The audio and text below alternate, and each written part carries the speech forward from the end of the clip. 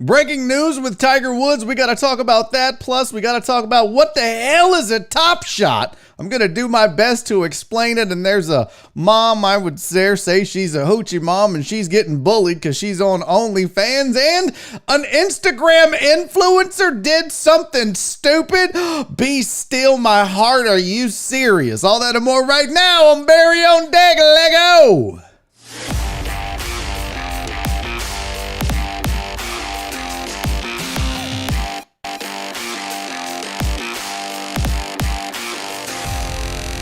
Live from the BiffNet Studios World Headquarters in Spring, Texas, it's Barry on Deck, hosted by former ESPN Houston radio host and stand-up comedian Barry Laminack, starring Oliver the Cat, written by Barry Laminack, produced by Barry Laminack, directed by, you guessed it, Barry Laminack, featuring sports, entertainment, special guests, film sessions, and some drinking.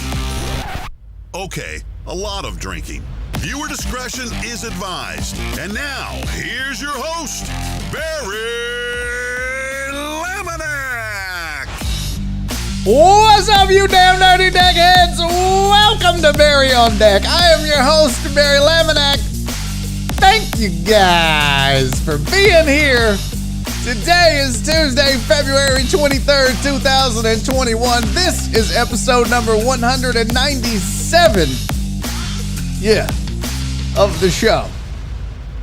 And let me just start by saying, I fucked it up. I started on the wrong channel. Again, I do it all the time. I wish this would default to the stuff that I create, but it doesn't. So now there's like a live stream out there that's running that didn't look like it got stopped or some shit. It's a whole mess thing. I don't know what's happening right now.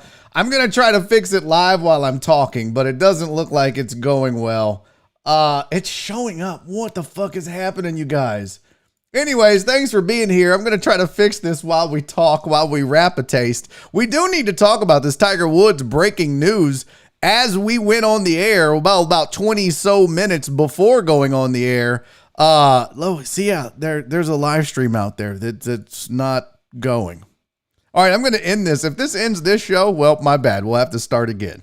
So this is not the right stream. This is not the stream you're looking for. Let's end that. Okay, I think we got it right here, folks. Am I still live? Am I still on the air? I don't know if I'm still on the air. This is such a nightmare. Why can't I just have a producer? Oh, I know why. Because we don't make enough money yet for this show. So that's why. Hey, listen, if you complained about me being late, go fuck yourself. Okay. That's just, the late jokes are getting old, people. I'm doing the best I can. And I gotta be honest with you, they get on my fucking nerves. So if that's your plan, it's mission accomplished. Look. Right before we went on air, about 20 minutes. Yes, I'm talking to you, Wallace Wilts. Yes, I'm talking to you. The late jokes are getting old. And everybody else that makes them. And yes, I'm going to be here at 2:01 or 2:02. Just fucking get over it. Tiger Woods, car wreck. Didn't know what happened. I didn't get to see a lot involved with what happened. I read an article briefly. What's up, Chuck? I read an article briefly describing what we saw or what has happened, but it doesn't look good. They had to get the jaws of life to get him out of the car. Severe leg injuries. He's being transported to the hospital. I'm on CNBC, which had the article. It says golf, and I'm just going to read this to you. I normally try not to read you articles because that's boring as shit, but I'm going to read this to you nonetheless. Golfer superstar Tiger Woods was in surgery Tuesday after suffering multiple leg injuries when an SUV he was driving crashed and rolled over in Los Angeles. Authorities and his agent said Woods was the only person in the vehicle, was extracted from the wreck with the jaws of life by Los Angeles County firefighters and paramedics, then transported to a local hospital by ambulance for his injuries. That's according to the county sheriff department in a tweet. Officials said the vehicle sustained major damage. No idea what else is going on. But that's the latest. It happened at 7:12 a.m. Excuse me, not a COVID cough. But I don't know other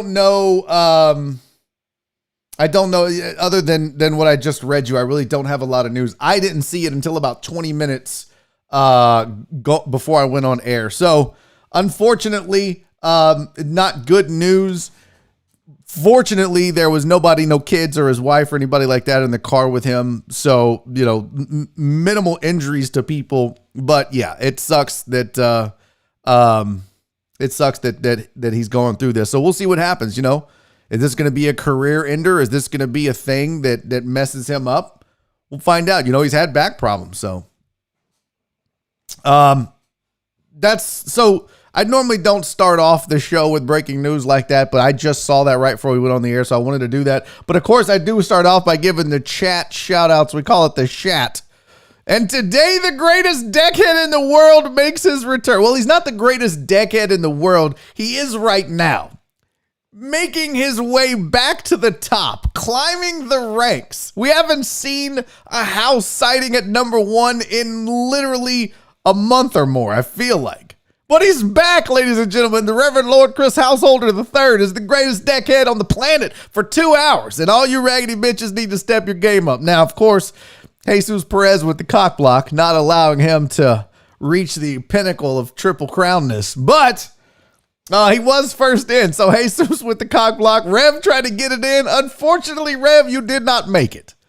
Jesus just beat you with the $2 super chat. So I appreciate you both with the super chats. Congratulations, Reverend, on reclaiming your throne that made so many people so angry so often. It's good to have you back. The hate and the vitriol is always good to see in the chat. So the rest of you, let's get to it. Let's get the chat because I want to get this show rolling. I see House. I see CC calling him a raggedy bitch, and I'm here for it. Here we go with this time thing being fucked up and moved. Hey, your Lucio is in the building, everybody. I love it. Aaron Little, what's up, dog? Sandoval and H-Town, SVG. John Dory, what's up, Playboy? Mark G is here. Who else? Jesus Perez, we got CC. We got, who else? Keith Saker's in the building. What's up, Keith? Steven, the weather guy with the weather update. Current conditions at BiffNet World Headquarters, 77 degrees, 2.42 degrees, blue skies, 100% chance. I got nothing today. Deal with it. Yeah, that's how it goes sometimes. You let your fans down, Steven. I just want you to know that. G-Man's in the building. Justin Swinford is here. KD with the good fade. Not the KD with the bad hair. It's KD with the good hair. Penguin Katie's in the building. Who else? Dimana, what's up, Playboy? Not today, House. Conco cockblocked. I dig it. Alan Denson is here. Sylvia, what's up, girl? What's up, Jen? David Green is here. My COVID updater from months past. Uriel Villanueva, DDP, Matt Poche, Richard Vales, Walt Tony, Eric Elman. All right, let's go. I usually spend a lot of time. I was thinking about this. I was like, man, I wonder if my view time diminishes because I do the shout out early. And then I don't care because I love the chat most of the time. Some of you, not all of you. But I was thinking about that today. Maybe I shouldn't do the shout out. Maybe I shouldn't do the chat to start the show. I like it. This is what we do. Now I have a consulting thing on Thursday with this YouTube guru consultant type person. We're going to see what they say. They're probably going to tell me, don't do that. Don't do this. And I'm going to be like, but I like doing that. I like doing this. And he's going to be like, well, that's why you're not growing. And I'm going to be like, nah, that's a good point. So we'll see what happens. We'll see what they tell me. We'll see the advice I get on how to grow and market this show on YouTube. But I wish somebody else knew because I sure the fuck don't know what's going on. Hey, I do have some updated, what the hell just happened over here? Lost my screen for a second. I do have some updated show information for you specifically. I know, listen to the consultant. I was a consultant for years, not YouTube, but right? This is what we deal with, Josh. Fuck the thumbs down. Yeah, well, listen, I was telling Justin Trapp about that on Sunday. I was like, there's a guy who hates me so much. He would literally every day stop whatever it was he was doing and go to my YouTube channel and thumbs it down. And just be like, I hate this guy so my pettiness will not allow me to allow this show to go on without thumbing it down. I have to. Like, I admire the dedication. I mean, look, if you're that committed to your pettiness and you showed up every day, I dig it. So we talked about that.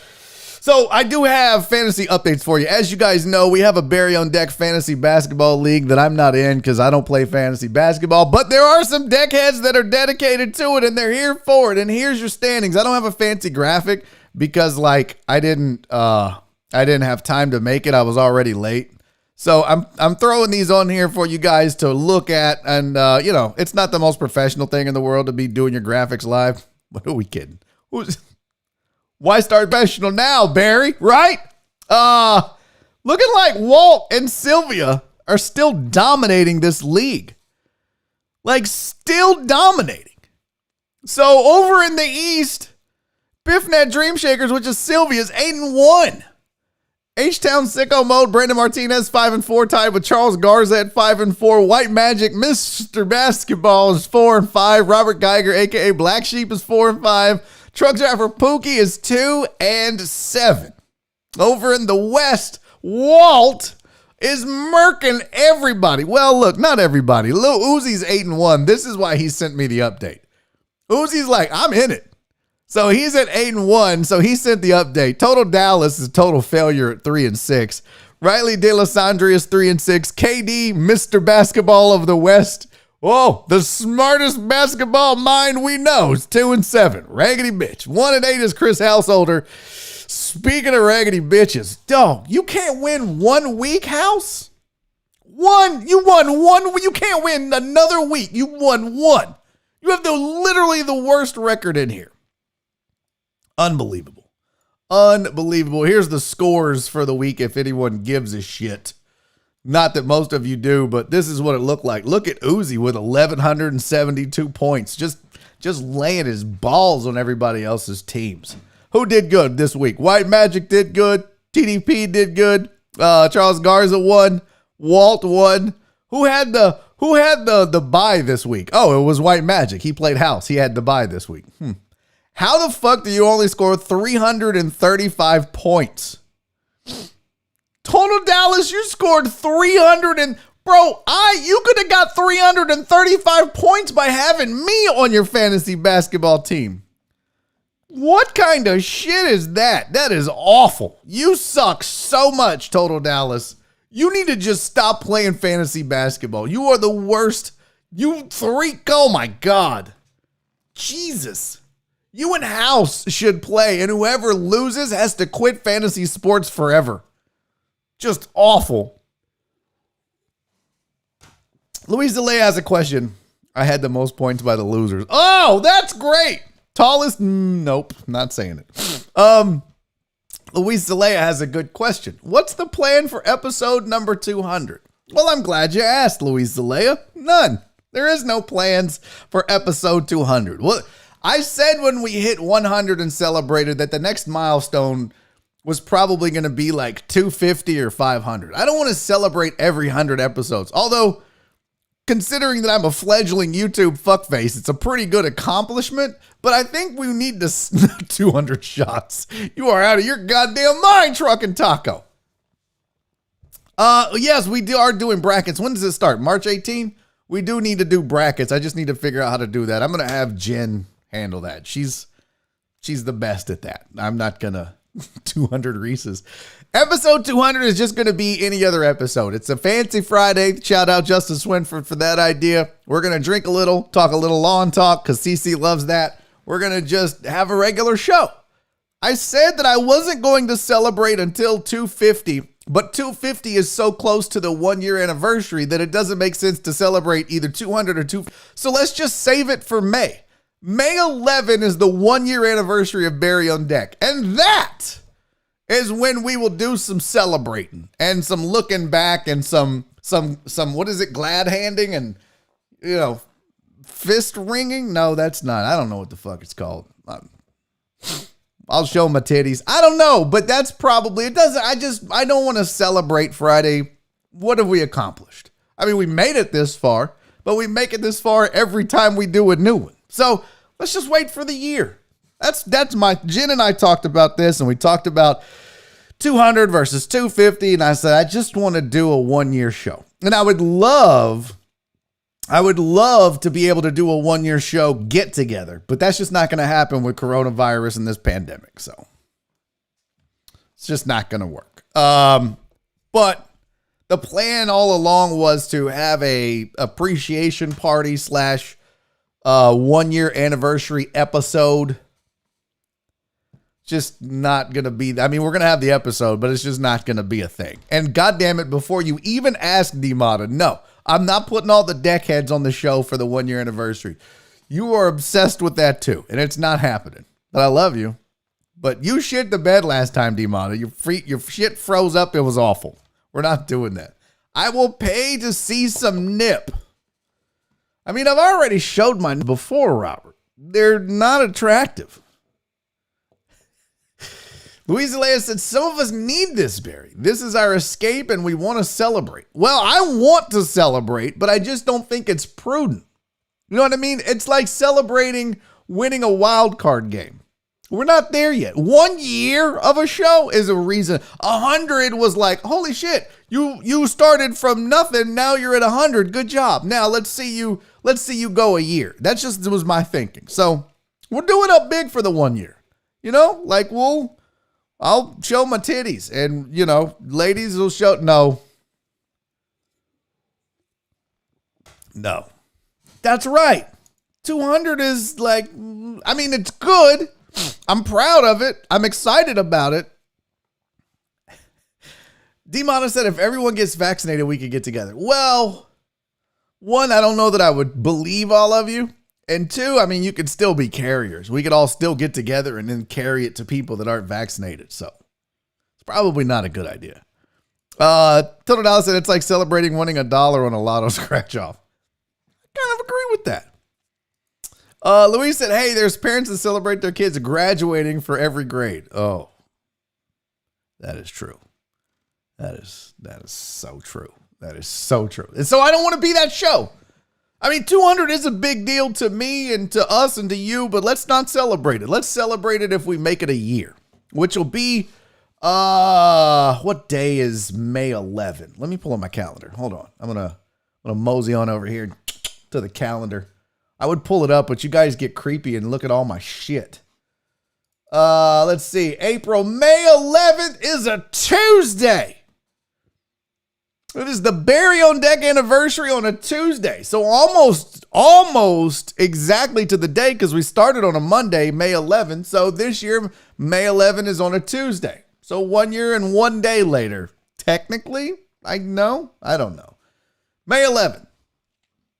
Nope, not a Sunday. So we celebrate, and that I don't know what episode May 11 would be, because we missed a bunch, but what do we have right now? 200, maybe 205, 210, 15, 20, 25, 30, 35, 40, 45, 50. It will be episode number 252. So right around 250, episode 250 is May 7th.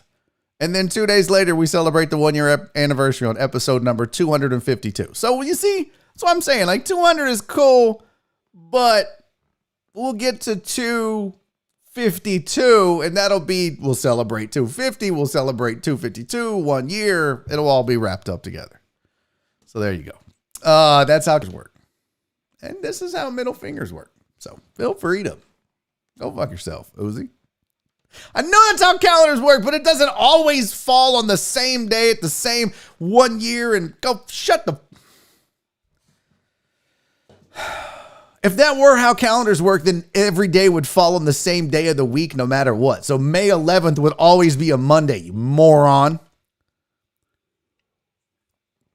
Are we planning on... Why is this turned into an anniversary thing? I got shit to do on this show, people. We got people to impress. We may have new viewers. I'm fucking around planning an anniversary party that's goddamn 52 episodes or more away. I don't know why my voice went that high for no reason whatsoever, but...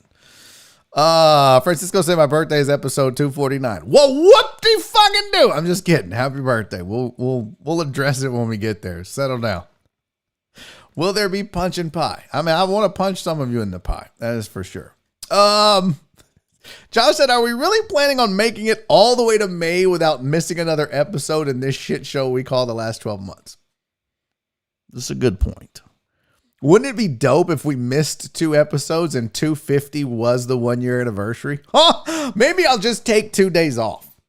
Maybe I'll just take 2 days off. I'll just say, fuck it. I just won't do 2 shows randomly. And then my birthday is right after that. Well, my birthday's on a Saturday, so no birthday show this year. That's fine. Josh said, finding smart ass.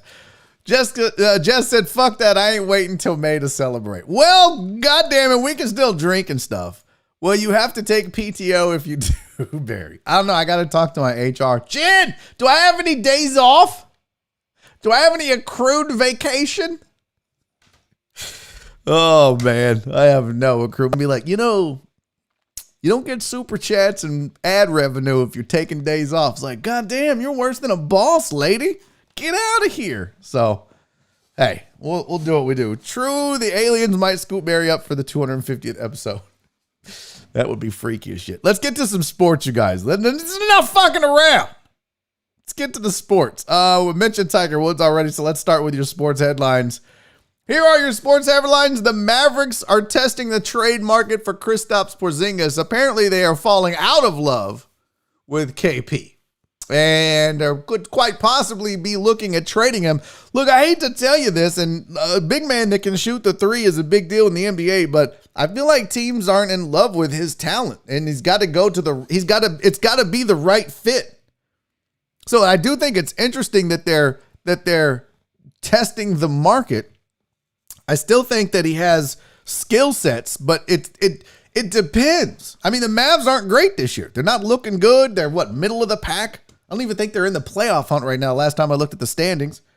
So I just find it interesting that they're looking at trading him after, going all in on him a couple years ago. Rockets are planning to waive DeMarcus Cousins. That's not news. That's been out for a couple of days, but they did go ahead and they guaranteed his salary for the year. They paid him, so now they're going to waive him. So now he can go get a veterans minimum somewhere, get his money. And I think it's a good move by the organization. And, this is an organization right now in the Houston Rockets that kind of have a sour taste in the NBA's mouth, so to speak. Nobody wanted to be here. Everybody left. So I think what you're seeing Rafael Stone and these guys do is try to say, hey, look, we're a players first organization, and that's why we're going to take care of DeMarcus Cousins. Plus, let's be real. A couple things on this whole DeMarcus Cousins thing. One, he never really felt like a Rocket. If I'm being honest with you guys, none of these guys feel like a Rocket. DeMarcus Cousins felt like a rental, never felt like a Houston Rocket. Hell, John Wall feels like a rental, doesn't feel like a bona fide dyed-in-the-wool Houston Rocket, and the same thing is true with Victor Oladipo. I mean, there's they've got to be around for a while, but who's to say any of those do? I mean, they could all be gone. So while I appreciate what DeMarcus Cousins did in the turmoil that was the James Harden exit, and holding him accountable for the way he handled it and being a leader for this team at a time when it needed some leadership and it needed a guy to say, no, that's not okay what you're doing. I appreciate that. And it gave me a newfound respect for DeMarcus Cousins. So I'm glad that the team said, hey, you know what? You helped us when we needed it, and we appreciate that. And we're just going to go a different direction, but that's through no fault of your own. Now go win your ring and good luck. And here's $2 million. It could be worse. It could absolutely be worse. So that's the news from the Rockets. Correa's returned to the Red Sox. He said, this is where I wanted to be all along. Well, yeah, I'm sure it is, because you won there and you cheated there. And hell, why wouldn't you want to be there? It's a job. You should be lucky to just have a job. Sources say that the Steelers' Mike Tomlin tested positive for COVID-19. And Pau, speaking of not shit going on, it's bad when one of the headlines I have to list is Pau Gasol returning to Spain to play for Barca. That's how bad it is with news and noteworthy headlines. Jeez, what's up, Incarnate? So there's your sports headlines for the day. Now, I wasn't going to start with this, but I think I am, just because we're talking some Houston sports. But let me just tell you real quick. Astros need to shit or get off the pot with Carlos Correa. It's that simple. Correa says he wants to get a deal done before the season starts.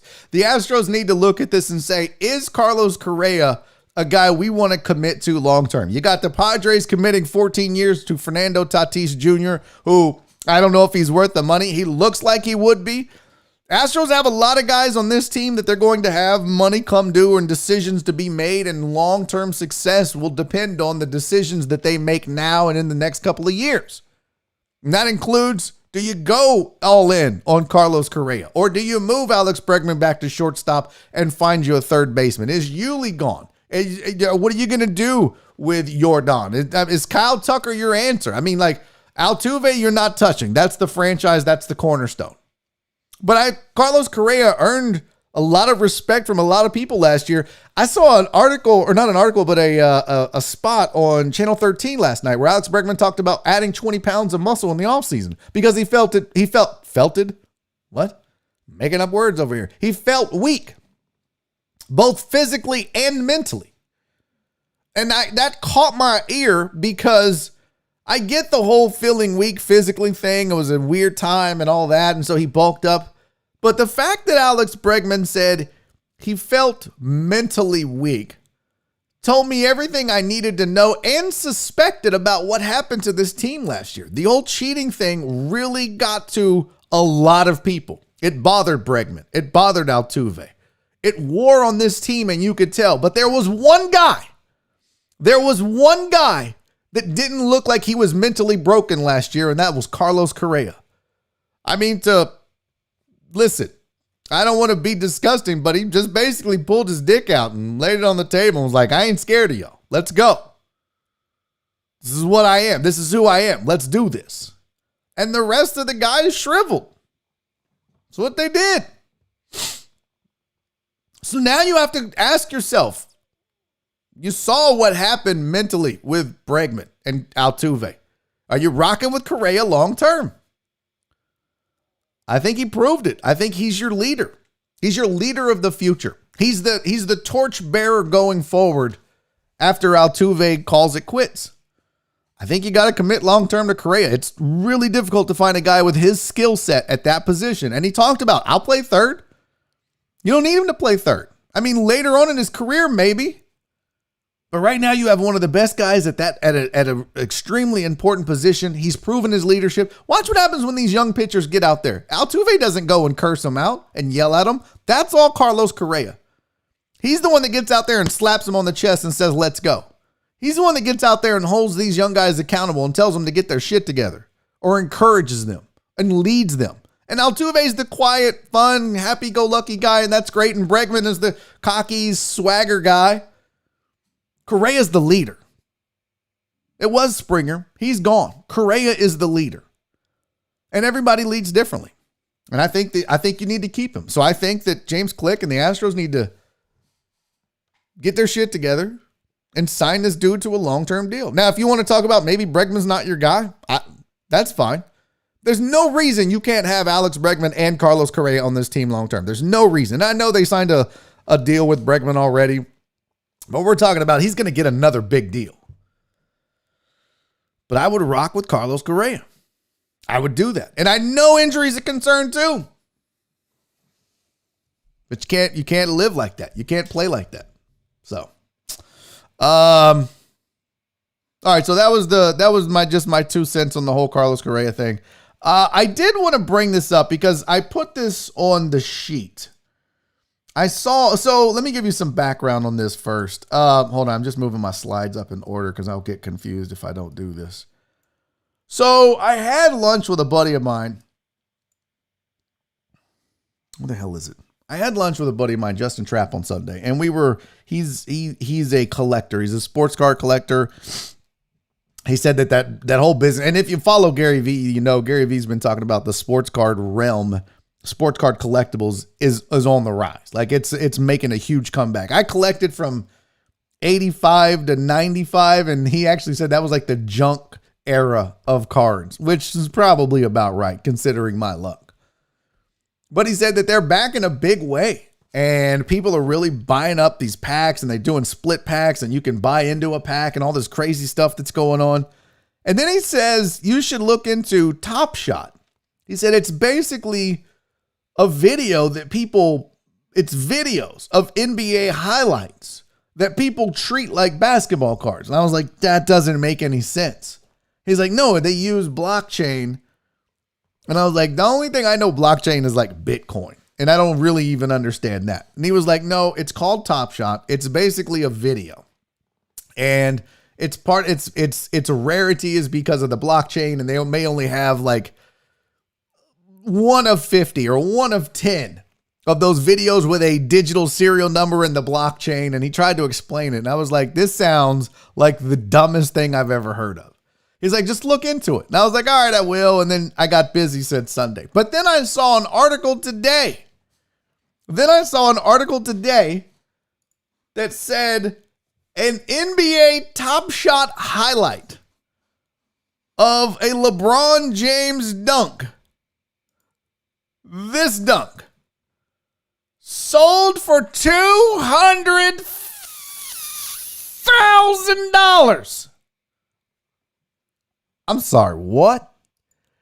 The video, the Top Shot of this dunk right here, just the video of it. The Top Shot version of that sold for $200,000.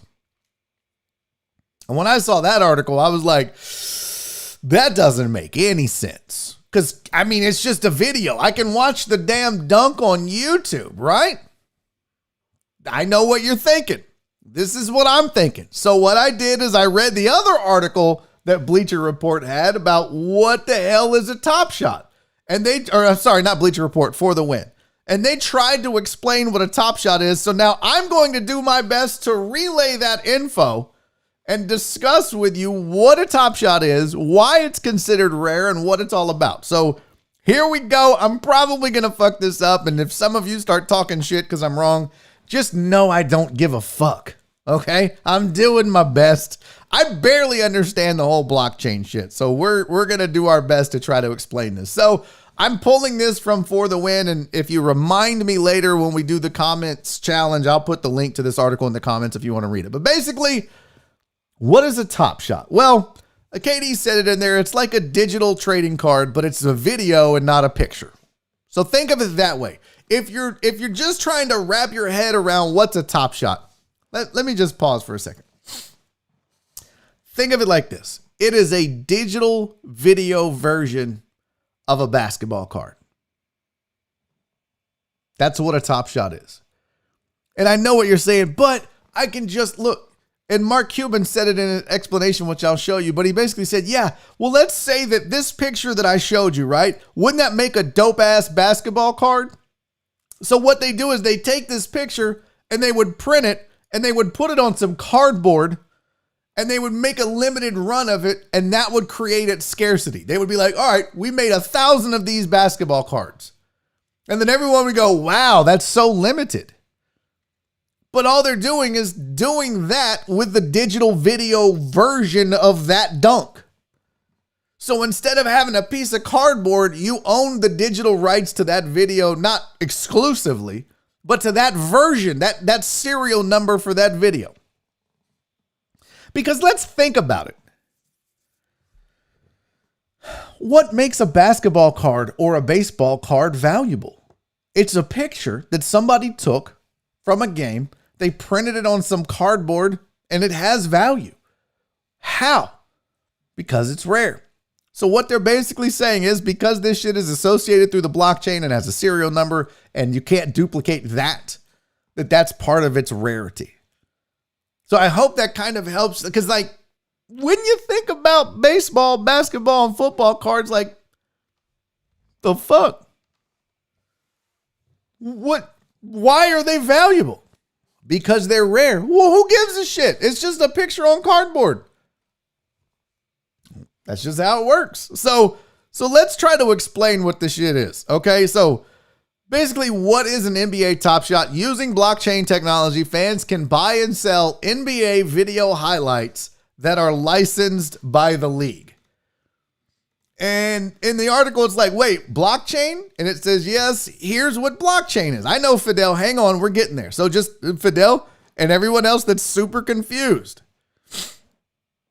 I just want you to listen to what I'm saying. All right, so what is a Top Shot? Using blockchain, fans can buy and sell highlights, video highlights that are licensed by the NBA.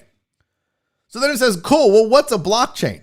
Blockchains are databases of information linked together that can be used record ownership or transactions of a product.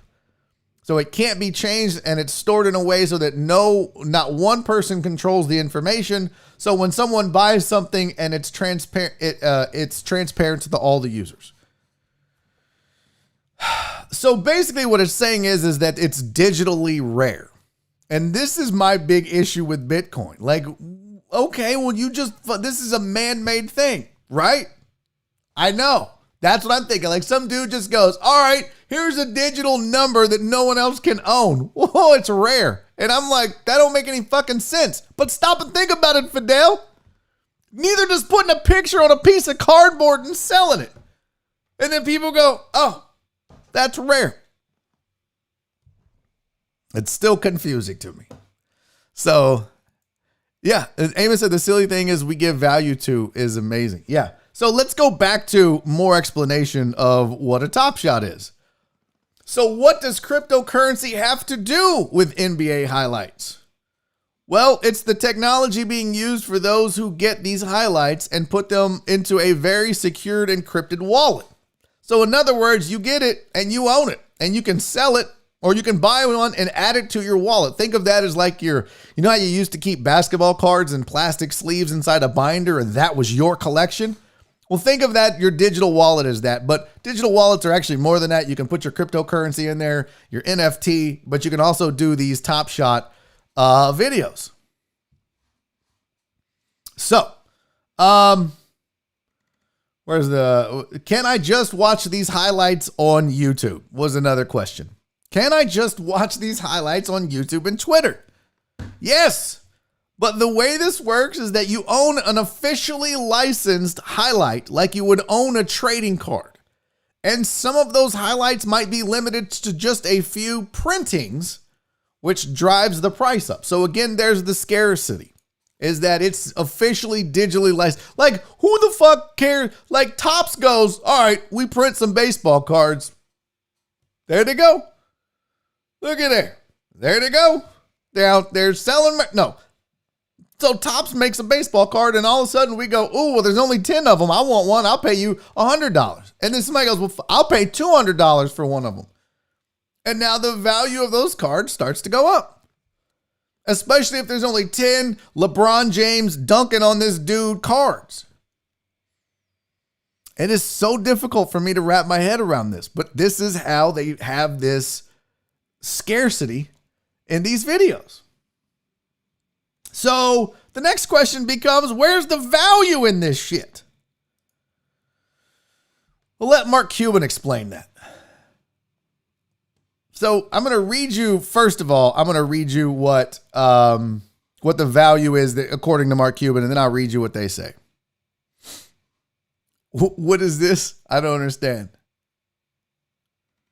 Okay, so this is what Mark Cuban said about Top Shot. He said, I get to enjoy knowing I own my Maxi Kleber dunk moment, along with knowing the serial number and much more. Some people might complain that I get the same video on the internet anywhere, anytime, and watch it. Well, guess what? I can get the same picture of any traditional physical card on the internet and print it out. And that doesn't change the value of the card. I mean, that makes a lot of sense, right? He went on to say, and when I want to sell the card, NBA Top Shots offers a marketplace I can sell it in, which by virtue of the site being created on Flow blockchain, offers me the ability to see every Maxi card being offered, the serial number, its price, and more. All the foundations required for a consumer-friendly, efficient marketplace. But I do have to add that I don't know anyone who would sell a Maxi moment. Maxi is a top 10 defender in the NBA, just saying. Okay. So it's basically they've developed this unique video highlight ecosystem using blockchain that guarantees its uniqueness and allows you to buy and sell those moments on a marketplace. Now, the article added to it, but how is there value in a blockchain video? I know I'm losing you guys, but just, it says that's probably the question I struggle with. There's value in anything that other people value thanks to supply and demand. If there are a ton of collectors who see a dollar value in a super rare, officially licensed highlight of a big name player, then others want it. There's a market for it. Now, here's the crazy thing. NBA players are all in on this. Not all of them, but a lot of them are now creating they literally are buying and selling Top Shots. So I was trying to find them. And I think it's difficult to get them. So what they do is, my understanding, my limited knowledge of this, is that what they'll do is they'll do a pack release. They'll have a pack. Just like you go to the store and buy a pack of basketball cards from Topps or Pinnacle or Panini or whoever it is. You can go to this marketplace, to the Top Shot marketplace. They'll release a pack and you can buy that pack or you can buy a card in that pack. And the cost will vary. So obviously, you're only going to make money on the top names like Zion, for example. You could get a Zion highlight, and I think some of them were selling for $10,000. Okay. And they release them in packs, and you open a pack, and the highlights you get in that pack are it. And I know, well, they could just not put the packs. Well, that's what the fucking trading card companies do. Common cards? Most packs have common cards in them. Not worth a shit. But you pay money for a pack, and whatever highlights you get is the value for those highlights. It's wild, folks. It's crazy to me. It's really crazy. House said a pack is supposed to drop this evening. So you can go to the Top Shot marketplace. I'm thinking about doing this just to see what it's like, but I don't have a digital wallet. But they have packs you can buy. So a pack is $9. They have like, look, let me share my screen here. Hold on. I think you guys will find this interesting. Some of you won't, and it's okay. But this is the website, and I'm going to scroll down here a little bit. Why is it zooming in? I hate when it does this. There's no easy way to share my whole screen. But this website looks like, so there's Top Shots. It's got packs. So you click on the packs link and it takes you. So there was 5,000 packs that sold out at $9 a pop. There was another base set Series 2 release 17, base set Series 2 release 14, 3,000 sold out at $9. So, you can still snag moments. What about sold out packs? It says, well, you can grab moments in the marketplace. So let's go gander at the marketplace. Here you go. A Kendrick Nunn dunk, December 30th, 2020. Base set Series 2, Miami. It's a common card. $36. 834 listings. You can get a Pascal Siakam layup for $53. What? Here's a Giannis dunk. $335. There's 732 of them. A LaMelo Ball assist is $5,000. What the fuck shit? Son of a bitch is going on in this crazy mixed up world? Do they have them by team? Let's see. Oh, they got them by person. Let's see. I bet James. Oh, there's a Clint Capella. Yeah, baby. Let's see what a $70. $70 for a Clint Capella. Oh my God. $250K. That right there is worth $70, you guys. That right there. $70. What the shit? What in the wide world of sports is going on around here? So it says select the serial number, so you can pick the serial number you want. There's the prices for the serial numbers. Okay. That's his jersey number, so it's worth $50,000. Nope. Look, like, I guess the further down the serial numbers go, the less it's worth. There's one for $150. Lowest ask, $70. I don't understand this. Let's see. So you pick one and then you just buy it. And then here's that was the game info. Okay. This is so goddamn confusing. There's 500 of these for sale, sold by 424 collectors. Here we go. Okay, it's got all the info, the stats. Wow. Unbelievable. Amos said, on second thought, this sounds stupid. I'll stick to Bitcoin. But I mean, okay, I get it. You look at that and you're like, that looks stupid as shit. And I agree. But think about this, Amos. Think about what baseball cards are. It's all of that, but not digital. It's just a physical card with all of that info on it about, oh, this is the dunk and this is his stats and this was the game. And, you know, remember when they would be like, oh, this is an in-game moment. And they would have like a special, you'd have the common cards that made up the set. And then you'd have like the all-star elites. And they would be like glossy finish. And they would be worth more because there was less of them. This is the best I can do. Virginia Bum, we say House will be less excited when his kids start downloading these. So if you can see the video, what's the point? Can you use it in your own content like a YouTube video and not get claimed? At least cards are tangible items. But videos are tangible items, right? I mean, if I have the video in my possession and it's got a unique serial number, there's no other one like this one. Just like if you have number 1 of 20 of a Michael Jordan Olympic dunk card and there's only 20 in the world, you've got number 1 of 20. And yeah, there's 19 others you can look at, and you can go look at the dunk on, in the paper or Google the Michael Jordan dunk in the Olympics and find the photo. But that created card is individually yours.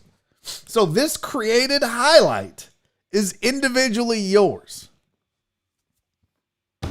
I don't know. That's funny. That's a really good question.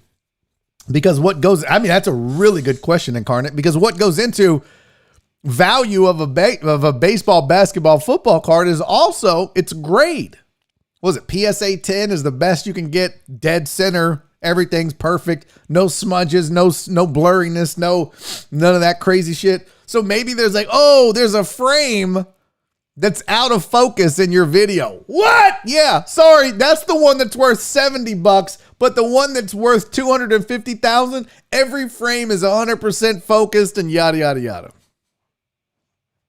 Pretty interesting. Yeah, but house grading isn't also just on deterioration. It's on print, it's on, ink, it's on centering, it's on a lot of things. So like if you've got a Clint Capella highlight and the dunk, okay, look, and I'm just asking or just suggesting because I really don't know this, but it's an interesting discussion to have about the grading system. Let's look at the dunk here. Oh, there's audio. Uh-oh. I probably need to turn that down. So let's look at the dunk, right? If you look at the, I can't pause it or play it. Nope. But let's say with the dunk, he's not centered. Does that matter? You got Trae Young in the video. Does that matter? I don't know. It's pretty interesting. It's a fascinating look into crypto, whatever the fuck. And I guess if you have a digital wallet, can you store your Top Shot videos and your Bitcoin in your digital wallet? Because I lose my wallet a lot. I'd be fucked.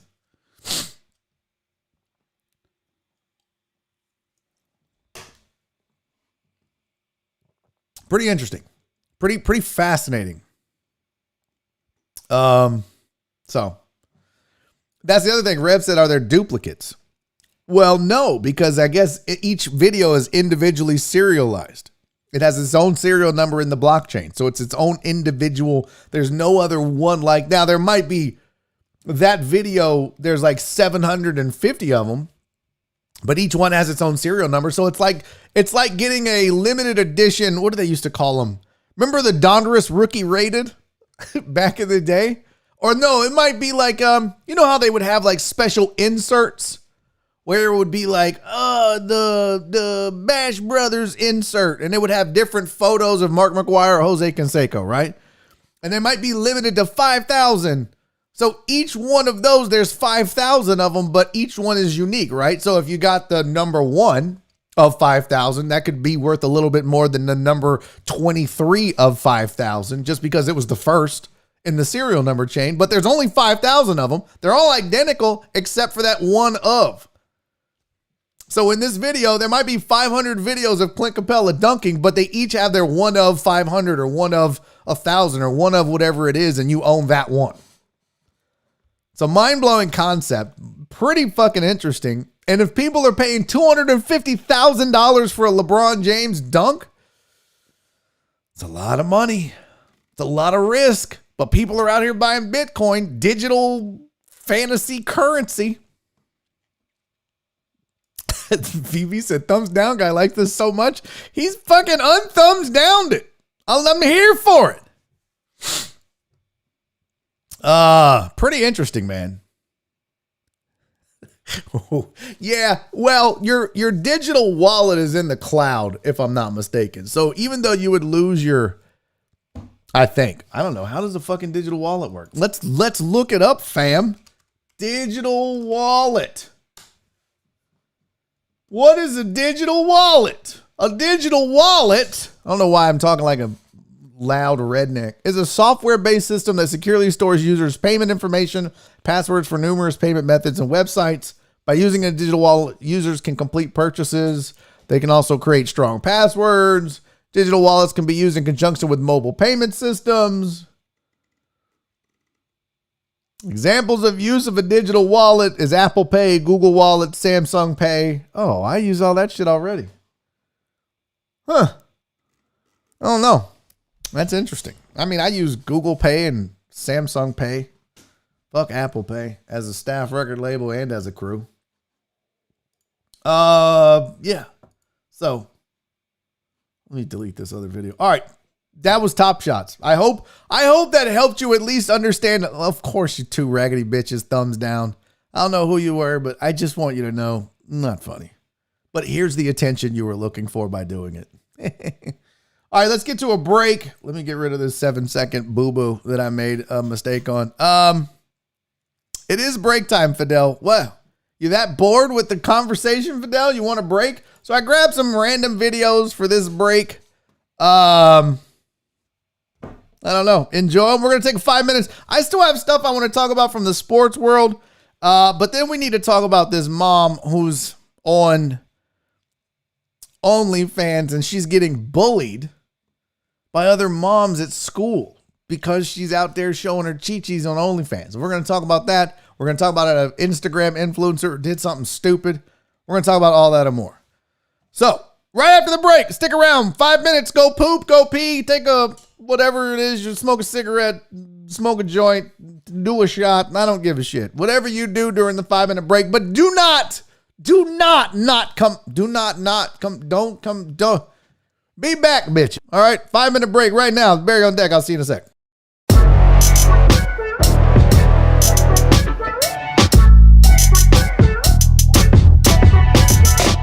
We understand how blessed we are to provide for our kids, to just give them a chance of being successful in life, whatever they dream about. Stop. My son is great because he gets a chance to see his dad in his element. It's fun for him. I want to make sure he has fun. I don't really care about myself. It's more about him. I really take pride in being a father and hands-on. It's the best thing, just seeing them grow, change month to month. I'll do whatever it takes as a father to make sure that they're happy. I'll give them every resource that they need. I'll support them no matter what.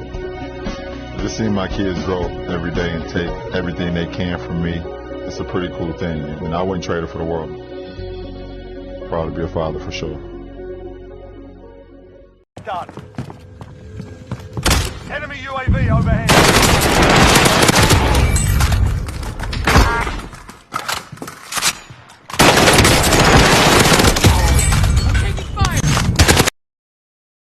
Let's see what she's got.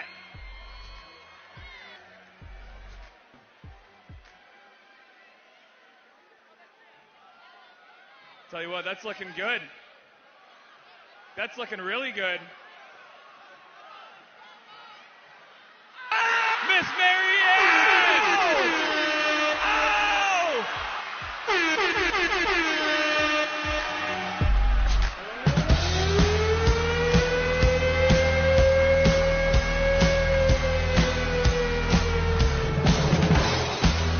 You just won a brand new 2020 Nissan Altima. Can I just have a gusher? Like, no. My final pack. Share them. All your ladies pop your thing like this. Shake your body, don't stop, don't quit. All you ladies pop your thing like this. Shake your body, don't stop, don't quit. Gon' do it. Gon' do it. Gon' do it. Do it, do it. Is that even legal? What's something that you're supposed to like, but that you actually find slightly annoying? White people. White people. Oh, they be getting on my nerves. Hey, John, how's it going? No, I'm good. Good.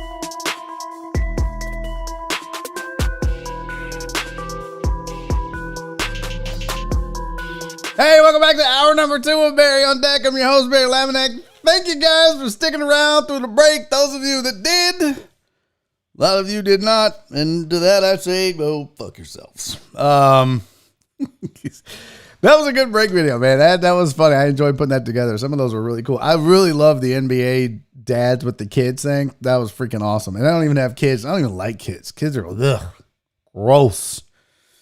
But that was pretty dope. So I hope you enjoyed the break video. I tried to do like a TikTok Tuesday theme. I mean, not all those were from TikTok. And sometimes TikTok videos have music that gets me copyright strikes. So, you know, I had one yesterday because of the Mortal Kombat trailer, which seems stupid to me. They were like, you make a trailer. Let me understand this, Mortal, if that is your real name. You make a trailer to promote your movie that's distributed to the masses. And then when the masses use it to promote your movie, you hit them with a copyright strike, and now they're claiming they get all the money from that video. Well, enjoy your 7 cents, you dumb bitches. It's stupid. This whole copyright thing is just out of control. No shit. Like I'm looking right now. I have 3 copyright claims since February 8th on my videos. 3. And really what I'm doing is there's this whole fair use thing. It's like all I'm doing is reacting to the videos. I'm not going, hey, here's a Mortal Kombat trailer, and that's the whole video. It's me reacting to it. It's the dumbest shit. Who you trading at the deadline, Drew? What does that even mean? I don't know what that means. I don't know what that means. What up, Eric Resendez? Yeah, you're late. Raggedy bitch. Go thumbs down their video. You and Nora need a child to carry on the Laminack name. Oh, God, no. That's good, Michael. No. D-Mata. No. There's no. There's Laminacks all over the country. It's not like I'm the last male Laminack on the planet. The name ain't dying. Yeah, and we have Oliver. He'll have a whole herd of kittens. Actually, he doesn't have balls, so it's not going to happen. All right, let's get, where am I at here? Man, I got to tell you, I'm kind of tired today. This ain't Game of Thrones. Let's talk about Oliver because, you know, Nora and I put together a puzzle during the freeze. She had a puzzle. We had no lights. I couldn't ignore her by getting on the internet. She couldn't ignore me by getting on her phone. We had to actually talk to each other. Oh, man. Whew. Wow. I don't recommend it, guys. Having to talk to your spouse. Woo! Anyways, so she was like, you want to do a puzzle? I was like, hell yeah, let's do a puzzle. I actually enjoy doing puzzles. It's, a little bit challenging. It's stimulating. I mean, I didn't have a boner, but you know what I mean? Like it stimulates your thoughts and stuff. So we did a puzzle, but we didn't finish it because the lights came on when we were about, I don't know, a third of the way through the puzzle, maybe. So we're like, we'll come back to it. We'll visit it now and then. I've been known to leave clothes on the floor. I'm kind of messy like that. Like there's times where I'll be gaming like tonight. Today's Tuesday. I'm going to get on my Twitch and play Call of Duty, which I haven't played in forever. I'm looking forward to it. So from 8 o'clock to 10 tonight on my Twitch, twitch.tv/Barry is funny. I'm going to play Call of Duty. I'm going to play with House and KD and maybe Walt or whoever else. And then I'll turn over the stream to House. And since I'm not streaming, I'll just take all my clothes off. And at that point, there's no pants. There's no, maybe a shirt. But, if the titties got sweaty during the stream, I'll just go in my drawers. But I'll leave those clothes on the floor. Or when I go to bed, if I didn't take my clothes off, right before I get in bed, I just take my clothes off. Leave them there for a couple days sometimes. Shoes, I got shoes all over this house. I tell you all that because this morning I went to pick up the jeans that I had left there yesterday on the ground after the show. I went in and I dropped my jeans and I put on my shorts that I had left next to the bed. This morning I get up, I was like, I need to pick my shit up. I picked up my jeans and there were about 12 puzzle pieces under my jeans. And I'm like, how in the fuck did 12 puzzle pieces get under the jeans that I took off yesterday? Well, guess who likes to root around under stuff? Oliver loves to get under the covers. He'll root and put them. He roots under, like, if I leave clothes on there, he just gets under. I don't know. It's weird. It's the weirdest shit. He likes to run and slide up under the covers or whatever clothes are on the floor. He gets his toys and he buries them in there and then he hunts for them. Oh, I hate you so much. Oh my God. I hate you. I hate you with the of 1,000 suns, Virginia Buttonweed. That was pretty good. So I was like, how in the fuck did these puzzle pieces? And then I realized Oliver has been going into the dining room, getting puzzle pieces, bringing them into the bedroom and fucking burying them under my jeans.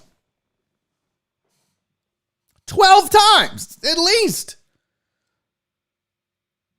Now, because he's got a toy box. It's the cutest shit. He's got a toy box, and Nora puts all of his little toys in there. And he'll just go and get toys out of his toy box and go play with them. Now, he never puts them back because he's a fucking cat, not a person. But he knows where his toy box is. He knows all of his toys are in there. So he'll pick a toy up.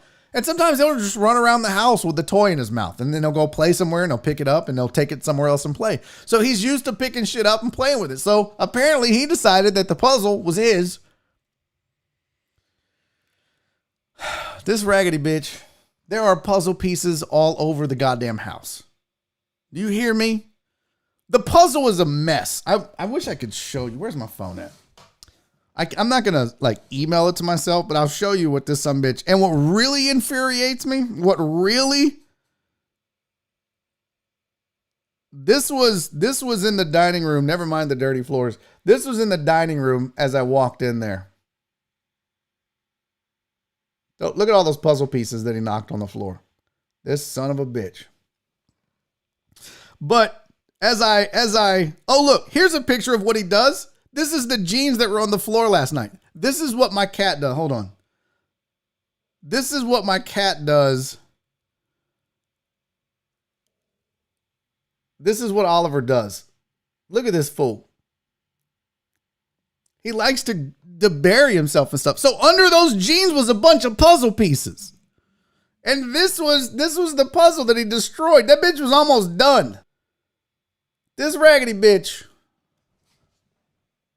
He's too cute. He's a dick. He's an asshole. Anyways, so what I will say is this.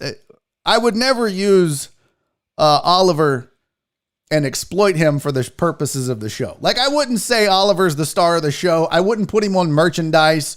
I wouldn't put him on the intro video. I'm just not going to exploit an animal like this Instagram influencer exploited this elephant. Now, listen, I'm never going to be mad at titties or ass or titties. All right. I'm never going to be upset with that stuff. But this chick, this lady, her name, hold on, I'm pulling it up here, is Alessia Kafelnikov or Kafelnikova. I think I said that wrong. I think it's Kafelnikov. Oh, my stomach's growling. Do you remember a tennis player, Yevgeny Kafelnikov? This is his daughter. And she is an IG influencer. And she decided to take a picture on this elephant, which is a Sumatran elephant. And it is about, I think there's like 20 left in the world or some shit. Like, it's an endangered species. And people lost their shit about her getting buck naked and getting on top of this elevator. What's up, Rach? Good to see you. So people are losing their mind and basically shamed her. These were some of the things that they said. Poor elephant. Aren't you ashamed to lie naked on an elephant? This is a living creature. Money overshadows everything. Another person said, another tragic trivialization of the majestic Asian elephant when the species is fighting for its very existence against brutal abuse in tourism and humane entertainment. Save the Asian Elephant stands for a ban by law on the advertising and sale of unethical venues where the special creatures are commercialized with beatings, stabbings, and every kind of torture. Them from easy commercial exploitation. Now look. Did she exploit this elephant for the gram? Yeah, she did. She also pulled her titties out. So it's not like she didn't exploit herself either. I want you people to understand something. When they say anything for the gram, God damn it, we mean it. If I have to go lay on an alpaca with my balls out, and I'm going to gain some followers, point me to the nearest alpaca. I will say this, all jokes aside, it's not the worst thing in the world. It's not like she's like with some of these people that will go and hunt an exotic animal that's maybe rare and then hold up its dead head and be like, I killed my first unicorn. There's only one left. I'm coming for you. She laid naked on the elephant. She didn't hurt the elephant, presumably. And if in her defense, and you guys know me, I'm not normally this guy, I'll be like, this whore, this attention whore right here. She basically is in Bali and she has been taking care of creatures and being one with nature and all this mealy mouth bullshit that you know, these IG creators do. So was she exploiting the elephant? Look, it's not like it's to me, it's not the same thing as like exploitation of kids and women and stuff like that. If you've ever gone to a circus, if you've ever gone to the zoo, guess what? You're guilty of exploitation of animals. Fact. And don't start with that old PETA bullshit because there's a fine line. All right. Now, I'm going to assume that this elephant wasn't mistreated by Miss Titties Out. I'm going to assume that. I'm going to assume that all she did, which let's be real, if the worst thing that happened to this elephant was that she put her bosoms on his back, I mean, sign me up. Because you know that elephant was like, I feel her titties. I feel her titties right now. Her titties are on my back. Guys, hey, titties are on my back. Feels good. I mean, is it a little crass? Sure. Not that big of a deal to me. I've seen worse. Truck Driver Spooky said, 1 year anniversary show, Barry, alpaca, balls out. Let's go. No, I'm not. No, I'm not going to exploit an alpaca or my balls. And I'm not even, fuck the alpaca. I'm not exploiting my balls for the benefit of this show. I'm just not going to do it. Wait, that's what I saw too, Total Dallas. Walt said, funny you say that because I just bought an alpaca. What? Walt's trying to show his balls off, everybody. So I just, real quick, just for the sake of, fairness or whatever. By the way, if you haven't, go to subscribe and do all that stuff. I forget to push the Patreon. You should join that. It's somewhere. There's a link around here. You should go do that. That's not it. That's not it. That's not it. I'm just so fucking bad at this. Go there. Patreon.com/Barry on Deck, yada, yada. Sign up, subscribe to the channel. It's down there. Turn on notifications. Let's get to the real thing here. We all want to see her Instagram, right? I mean, that's really what we're here for. Let's see what she's exploiting. I can't believe she's exploiting these oranges. God damn it. When will we stop exploiting fruit? This fruit didn't do anything to you. Look at this eggs. You know these goddamn chickens don't want their babies on the gram. Get their babies off of their dead yoked up babies. So here's the post where she was exploiting the elephant. She has since removed the picture of her being bucket naked on the elephant and instead tried to come up with some like, oh, this is symbolism. Remember, Jesus washed the feet of, okay, settle down, Kafelnikova. Or whatever the fuck. Kafelnikov? I don't know. I'm American. It says, if someone does not know, I have been doing charity work for many years, and one of my last donations was financial support to animals and local people in the village in which I took these photos. Let me just tell you what she just said. Some of my best friends are black. That's literally what she just said. I can put my titties on the back of this elephant because some of my best friends are elephants. I mean, that's kind of what she's doing here. If someone doesn't know, I've been doing charity work and donated to the village where this elephant is. So I can call it the E word. She says it's a pity that people see this as vulgarity and not as beauty and love for nature. No, we saw it for what it was, an attention whore moment. And I mean, it's not that big of a deal. But don't sit there and act like, oh, I'm just trying to promote the elephant. Bitch, that elephant don't have an Instagram account. Settle the fuck down. You put your naked ass titties on his back because you thought it would make a good photo. I'm going to need you just to shut the fuck up and own it. Eat that L, baby girl. It says, I love animals. I love elephants. Yeah, and you love your titties and you love likes and follows.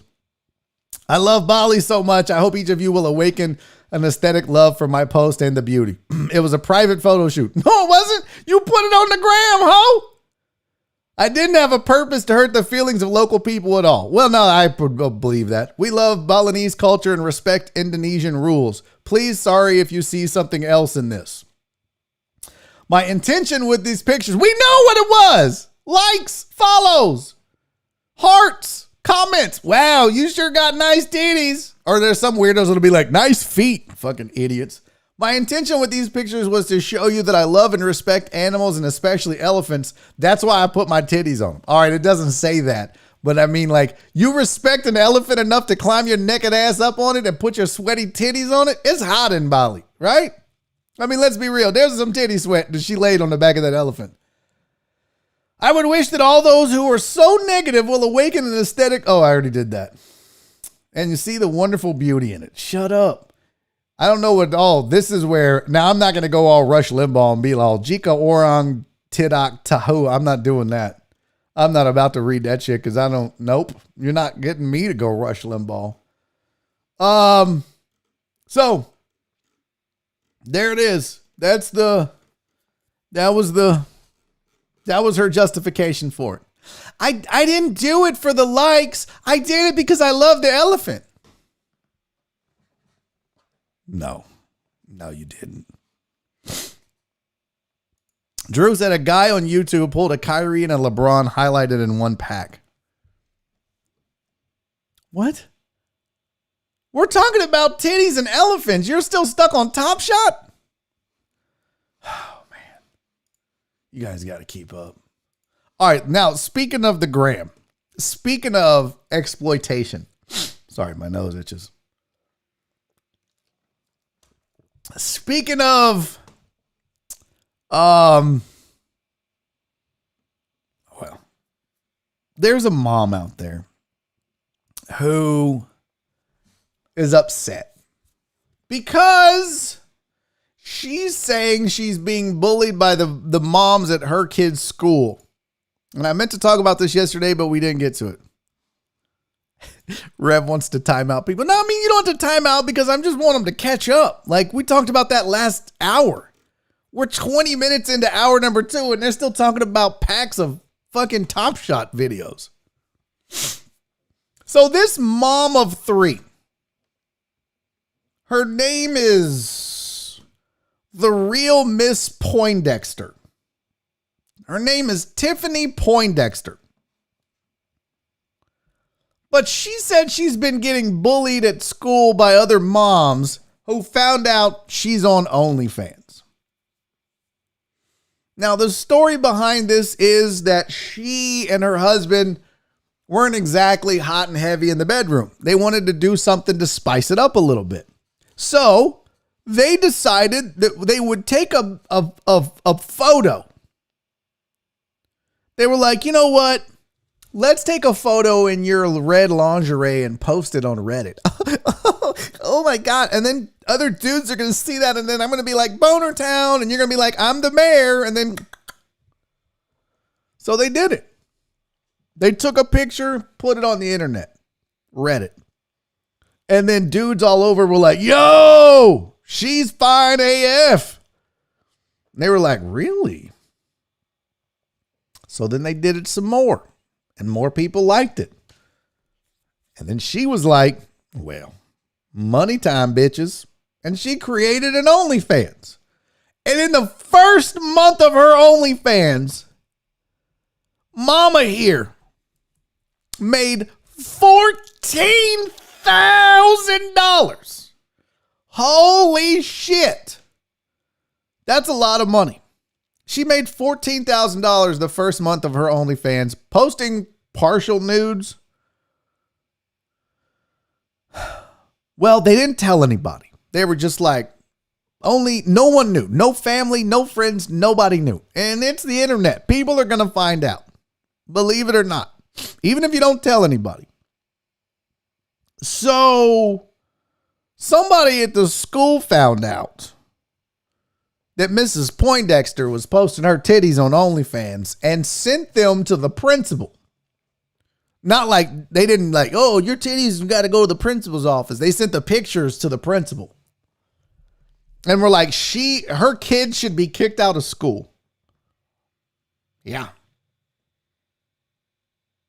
And then they were like, word started getting around to the other parents. So now the other moms are talking shit to Mrs. Poindexter. The school's like, well, we can't really kick her out because the kid's out. They didn't do anything. Let me tell you what she made. Here it says, we started in September 2019. No friends, no family. It was a sexy secret between me and my husband. This was something exciting and fun. It blew up in July of 2020 from a very awkward place. Fellow parents and neighbors were ticked off after being tipped off the Tiffany's titillating trivia. Okay, settle down, bro Bible.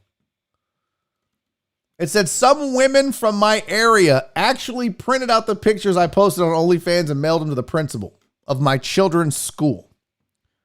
We were called a load of names. Apparently it was disturbing, disgusting, horrifying, and quote, my children should be kicked out. Soon enough, the other moms informed the town's priest and bishop. She said at first it really bothered me. It really bothered us. It was so intrusive. I mean, look though. If you put your titties and your ass and your titties on the internet, you can't be like, stay out of my business. No, it's on the internet now. That is your business. Your business is on the internet. Everybody's looking at your two businesses.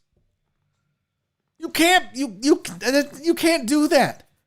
You can't lay naked on the elephant and then be like, why are y'all freaking out? Because you're naked on the elephant. Well, why are y'all freaking out about me? Because you're a naked woman on the internet. And some people are uptight about it. Doesn't make them right, but you can't say, this is so intrusive. It'd be different if you and your husband took this picture and just kept it at the house, and then the AC repair guy is over and he snoops through your shit and finds a picture of you in a red nightie with your titties out. And then he's like, I'm going to spread this around town. I'm going to show the principal. I'm going to show all the moms. That's intrusive. But when you put that shit on the internet, I'm sorry, fam. You don't get to yell, we want our privacy. No, that's not how the internet works.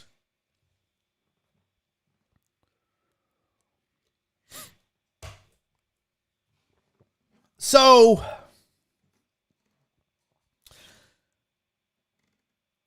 she said 99% of the people are cool with it, by the way. Most people are like, yeah, whatever. No big deal. She made $14,000 the first month. Do you want to know what she makes now? $150,000 a month. What? She makes $150,000 a month. I did not misspeak. I did not make that up. Right there. She makes more than $150,000 a month selling provocative photos and videos. 515,000 followers on Instagram. 150,000 followers on Twitter. There you go. Earned $14,000 in OnlyFans posting lingerie. So at this point, you're like, fuck all you bitches. Because all of your husbands are looking at my titties and paying for them. And we, meanwhile, have moved out of that raggedy ass neighborhood and we're now living in the Beverly Hills of wherever the hell these people are located. $150,000 a month. What she does is she posts 7 to 8 pictures a day. Now, look, I have so many thoughts on this. I don't know that I would ever be a fan of an OnlyFans account, because if I've seen the titties 3, 4, 5 weeks in a row, I don't need to see these anymore. That's just me, though. Some of you are like, I need them titties every day, 9 times a day. Let me see them. Oh my God. But I'm like, okay, bored. Jen said, I quit. No, Jen, girl, I don't blame you. Listen, Jen, if I could get $150,000 a month showing my titties, I'd show my balls, I'd show my butthole. Man, please. But nobody's wanting to see any of this. So, girl, go get your money, Jen. You know I would never hold you back. Pull them out. Let's go. Send me the link. We'll do an advertising spot. But here's the thing, like, I don't know, like, I might sign up for, because if you join a porn site, which, by the way, in 2021, no one should be joining a porn site. You can get it all for free. But even if you like, okay, at least it's different actors and actresses and different dicks and different titties and it rotates and all that. But just the same lady in a different outfit with the same titties and the same ass every day, 7, 8 times a day. No, fam. Boring. I mean, go get your friend down the street or some shit. It's not. Doesn't do it. Now, I'm all for her doing this. I think she has the right, her and her husband have the right to do whatever. It's her titties. Do what you want. You want to put them on the internet and make $150K a month? Man, I salute you.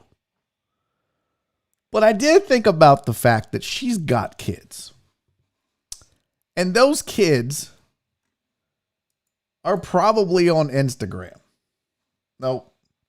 Well, let's try to get to her Instagram.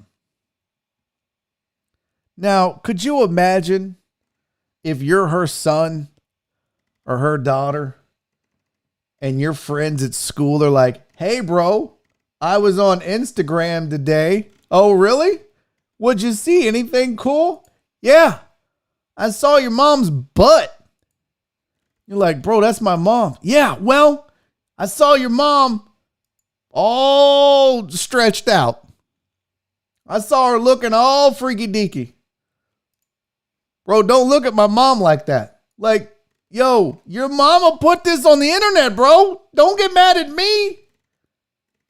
There's some ones in here where I'm like, okay, like some of these, okay, that's cool. But really, this is what you have. Your son, your son's friends. And you're cool with that. I get it if it's on the OnlyFans. I get it. It's on the OnlyFans. They're paying for it. But boy, I think I would have to think about my kids a little bit. Rev said that would go for any model, Barry. Fuck them kids. I mean, first of all, what a weird thing for a reverend to say. Fuck them kids? No, House. That's you. I don't have kids. And I know that, look, there's some moms that are in porn, like hardcore porn, as I said on the Suspects one, softcore corn. No, I'm not saying you can't be a model if you have kids is a weird stance. What I'm saying is think about what you put on a public thing like Instagram versus what you would post on OnlyFans. That's all I'm saying, House. Think about this. Let's say that you decided you're going to just start doing almost nude photos. And you're going to lay down on your back and spread your butt cheeks. And you're just going to show off your balls and your butthole and everything else on Instagram. You're going to wear some elephant trunk underwear, bend over, do it all up. And you're going to do it on an OnlyFans too. But in order to attract people to your OnlyFans, you're going to do it on the gram, a censored version of it on the gram.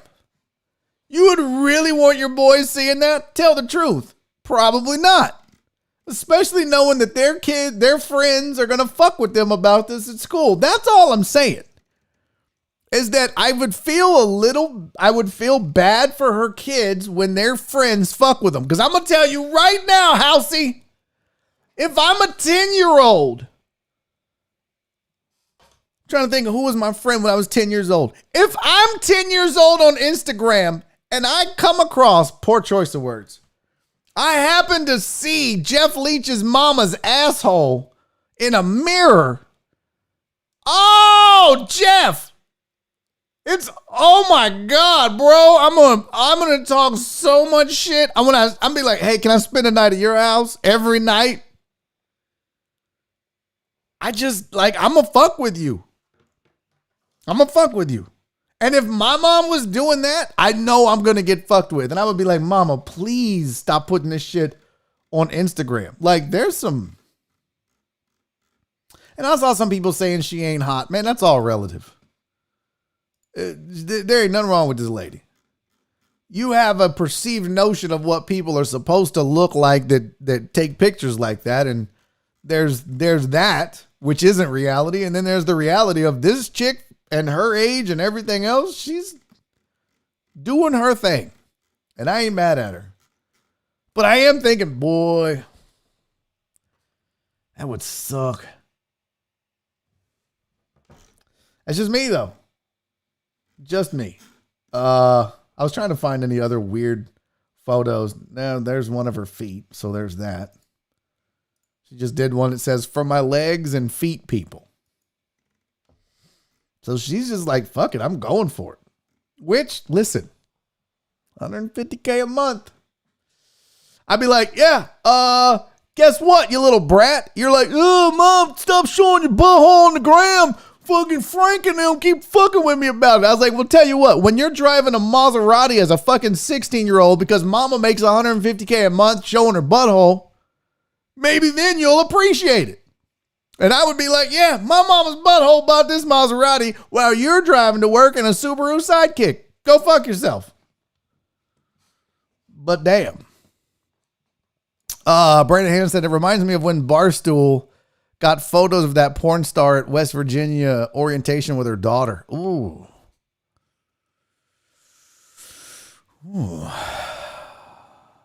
Hal said, but that's every woman that's been in lingerie in movies, etc. It's a weird thing, but it's part of the business now. You have to have Instagram like that. Okay, House, but come on, fam. You're not really going to try to justify some of those pictures as necessary to promote your OnlyFans, which is behind a paywall, but I mean, come on, dog. That one where she was bent over with her butt crack in the mirror on Instagram. It's not necessary. All them other ones, it was like, okay, she's in a little lingerie top or a skimpy bikini or whatever. There was a few of them that were questionable, to say the least. Total Dallas said, gotta know kids will see it eventually. No sympathy. You chose money over your kiddos. Timmy, don't touch yourself when you talk about my mom. Yeah, it's just the thing, bro. House, you know this. You know this. I understand what you're saying, but you know I'm right when it comes to the kids getting fucked with by their friends. I'm not saying it's right or wrong. I mean, it's just an inevitable fact. Hal said that picture might be the one that makes people sign up. Oh my God. Amos said, if your mom was fine, your friends are going to say something anyway. I mean, not if they don't want me to whoop their ass. But like, it's different if your mom is just fine and your mom is showing her butt crack on Instagram. There's a big difference. What did Steven ask? Now, do you have to claim those titties on your taxes? Are they deductible as office supplies? CC says, you do get a tax form. Y'all are fucking wild, man. I don't know. I just feel like, man, look, some of the things you do, I know there are certain things I do that embarrass Nora, but that's part of what I do. So I understand why she would have an IG and put some of those pictures, but then there's also that line where you go, no. I mean, I tell jokes about me and Nora being married, and they're jokes. They're not real. They're jokes. And she's like, I don't really like those jokes. And I'm like, I get it, but they're just jokes. And I don't think the crowd, for the most part, believes them to be true. But she's like, well, some of those jokes embarrass me and I don't like them. I'm like, I understand. I get it. So I do understand what you're saying, House. But there's also a fine line of, there's the reality of it, and there's some of the things that she's doing where it seems like it's crossing the line. It's a little much. So I'm just telling you, I understand about growing and, you know, that was a poor choice of words too. Growing your base. Get it? Because, okay. I'll just shut up. Anyways, I found that the whole nuance of all that was fascinating. That the mothers are downloading pictures and sending it to priests and wanting their kids kicked out of school. They didn't do anything wrong. They're jealous, but their husbands are obviously fans because they're, you know, she wouldn't have 150,000 members, 500,000 members. I get it. Be okay. It's just an interesting dynamic all the way around. No, look, your mom blew Ray J on film. Wow. And it's on Pornhub. No, it's a thing. People do care about it.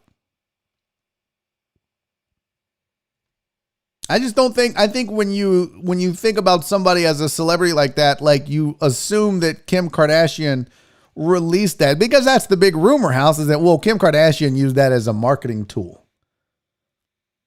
Another poor choice of words. So nobody's accusing her of, and she didn't have kids at the time either. And you don't think if, what's her name, Northwest, ever saw the Ray J tape, she wouldn't be like, oh, Jesus, I'm sorry, baby. Yeah. Mommy was doing it for the gram. I was growing my brand. And that's just what mommies do. Mommies just have sex with large penis rappers to grow their brand. And one day when you have a brand, you'll have a sex tape and you'll understand. Like, and so, no. But you look at a celebrity who's making those decisions differently than a mom and a housewife or whatever, teacher, whatever she was, where she was just like, I'm just going to throw up my panties onto Reddit and see what happens. And then it evolves. So maybe it is a double standard. It's just a weird thing.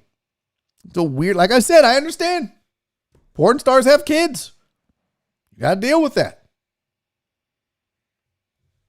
Doesn't mean they're not going to get fucked with. That's all my point is that she really didn't think about her kids doing some of this stuff. And maybe they're cool with it. Maybe everybody's good with it. I don't know. I have another link to show you because this is pretty cool. Jameson is going to pay you to take time off of work and relax on St. Patrick's Day. Yeah. They want to pay you $50.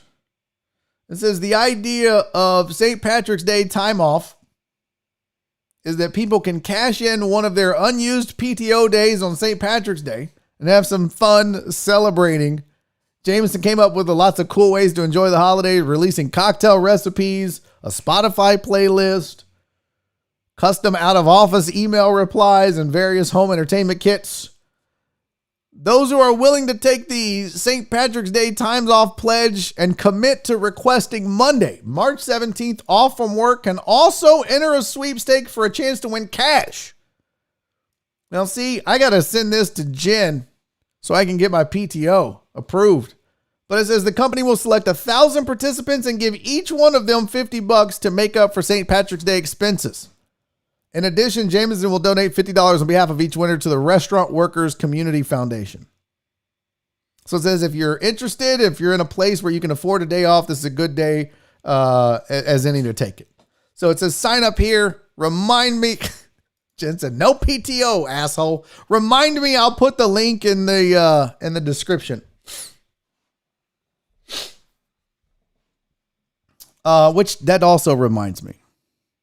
We do a comment challenge every day on the show. So my comment challenge for you, given that the discussion we've had with the Instagram model taking naked pictures on the elephant and the mom with her OnlyFans, what is something that a parent or family member, and you don't have to give details, but what is something, I'd be like, well, my mom is in porn, but like, what is something that a family member has done that has embarrassed you?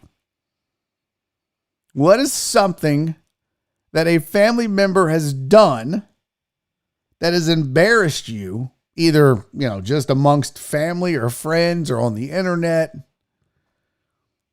I would say that mine is at one point, God rest her soul, she's no longer with us.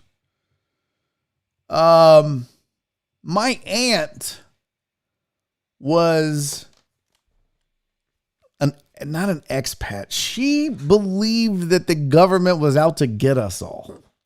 And she believed in basically, if my aunt was alive today, she would be the leader of QAnon.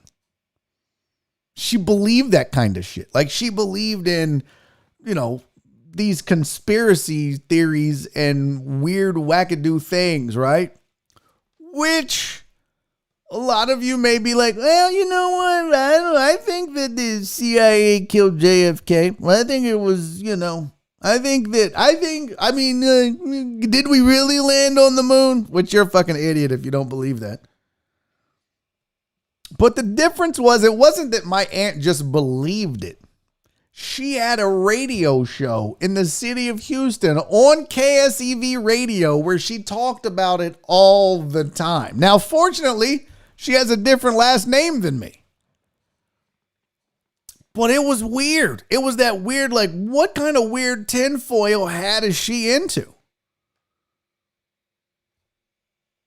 So, pretty embarrassing.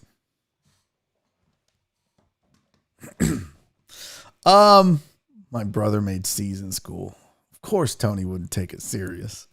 Hal says, schools are so dumb, stupid towards teachers. My ex got called into the office because she had a beer in one of her Facebook pictures. Yeah, that's pretty ridiculous.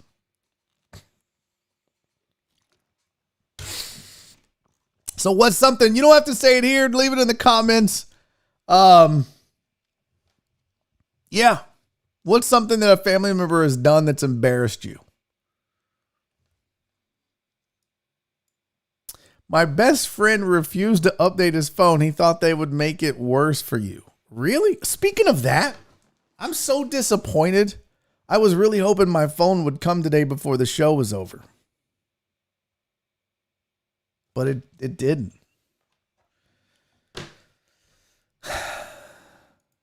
My family is embarrassed of me because I bought and sold porn. Like as a job? You had like a porn site? Dude, that's fascinating. What's wrong with that? I mean, you weren't into porns, were you, D-Mata? I mean, that would be a little weird. But I knew a guy in the porn business. He actually had webcam models before it was a thing. He's a weirdo pervert. Great dude. Love him to death. But he was a little freaky. But he was, so you bought and sold porn. That's interesting. Virginia Button, we said in high school, my mom once flagged down the high school bus on the highway because I forgot my sack lunch. Yeah, that kind of shit. My grandma once came to my school to have lunch with me. She has purple hair. Everyone freaked out. She had like the purple blue hair, like legitimately when they call women blue hairs because they're old women. She had purple hair because of the dye. And people were like, your grandma's punk rock. I was like, I'll beat your ass. Talk about my crooked fingered grandma like that. Ronald said D is a hustler. Yeah. And a penthouse and a Playboy and a cherry and a Wii and a. Now, CC, I didn't say what you did to embarrass your family. I mean, it can be. What I'm saying is what's something that your family is, and it can be in general terms. Someone in my family once sold ass on the streets. Like, it doesn't have to be, you don't have to throw any, I don't need names. I don't need, where in the family hierarchy they rank. My grandma used to pimp bitches for 10 cents a hoe. Like, I don't need all that. Just be like somebody in my family was a pimp and we were all embarrassed of it. That's all you got to say. I don't need the details and the specifics. Just talking generality. I mean, I gave you mine because my Aunt Diane was a crazy person. Tony said, I find it weird that moms have lunch with their kids. Why? I have family members that voted for Trump. I mean, if that embarrassed you. Ronald said these examples are gold. I'm just saying. This spilled soft pork corn. I really wish my phone would have got here, you guys. I really do. That would have been pretty dope. So, Jen, can you please remind me to put the list or the link to the Jameson article? And then what was the other thing I was going to list? Oh, the Top Shots article. Please don't let me forget to put those when we talk today, when we have our meeting. All right. I want to talk food for a second, if I may. I know it's not Food of Ages time. Don't care. We're doing it because I still have 12 minutes left in the show. And I didn't get back to all the sports stuff. I'll save a couple of those for tomorrow, I guess. But I did want to get you guys' opinion on this. Oh, here we go. Robert and Tomball. My brother Two friends and I stayed the night at my granny's once, and she tried to baby powder everyone's junk after each took a shower. We were 12.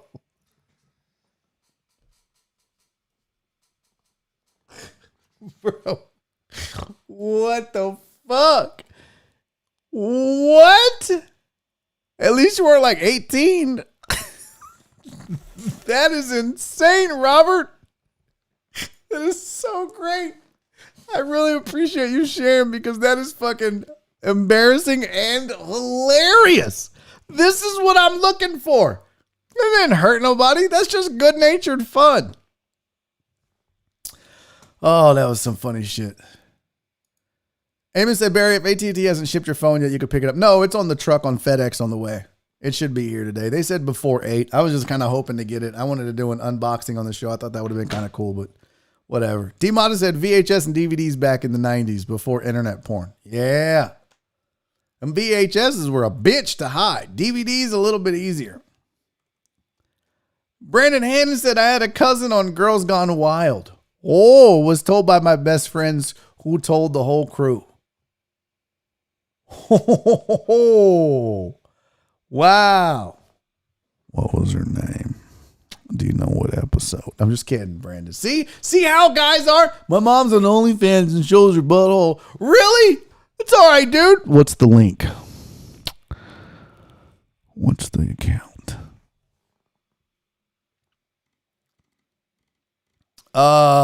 Ronald Poole said,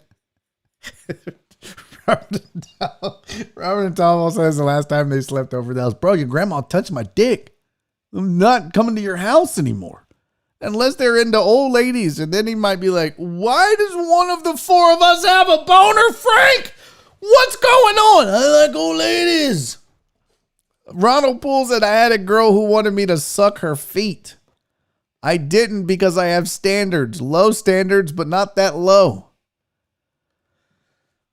I find that to be an interesting topic, Ronald, because I usually feel like foot fetish, or so I thought, was like a one-way street. Like, I always know dudes are into feet, but I feel like women tolerated it. Like, oh, you want to be into feet, so you want to look at my feet or suck my toes or whatever. If that's what you're into, like, a lot of chicks are cool like that. They're like, whatever. If that's what you're into, that gets you off, makes you happy. I'm into weird shit too. Let's dance, right? But rarely do you hear about women being into a foot fetish unless they have like the foot fetish, right? Like if they want to suck a dude's toes or maybe another chick's toes or whatever. But rarely is it like, I want my toes sucked. That's fascinating. That's interesting. UPS still hasn't updated where monitor is. Very random.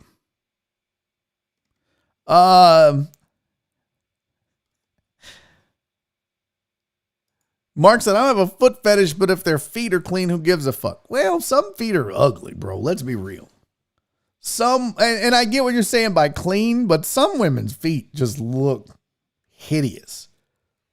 So, even if they were clean, you might be like, why is one of your toes 9 feet long and then your pinky toe is making a 90-degree angle with no nail on it? What's happening here? What's going on? Oh my God, you guys, this is great. So leave all these in the comments for me. Now, before we get out of here, before we skedaddle, I did want to show you this. Son of a bitch, I want this in my life so bad. My gird. My gird. Taco Bell is testing a new crispy chicken sandwich taco. It's about time, first of all, that Taco Bell has added something new to their menu.